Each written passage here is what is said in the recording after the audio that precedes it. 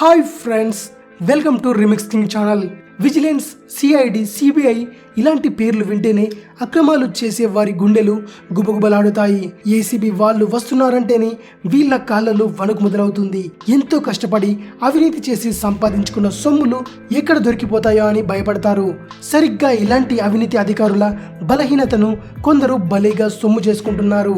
Vigilance అధికారులమంటూ దర్జా ఒలకబోస్తూ చెకింగ్లు చేస్తూ భయభ్రాంతులకు గురి చేస్తున్నారు.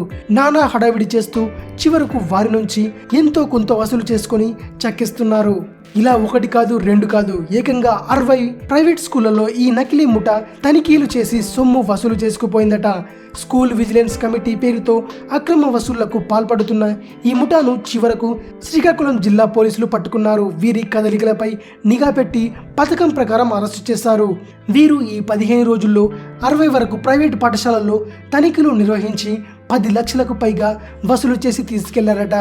ఈ నకిలీ ముఠ ఆగడాలు ఉత్తరాంధ్ర జిల్లాలకే పరిమితం కాలేదు. పక్కగా విచారణ చేస్తే ఇలాంటి దొంగ ముఠాలు ఇంకా దొరికే అవకాశాలున్నాయట. ఇదే విషయం. మరిన్ని ఇంట్రెస్టింగ్ న్యూస్ కోసం రిమిక్స్ కింగ్ ఛానల్ని సబ్స్క్రైబ్ చేయండి. Thanks for watching. బాయ్.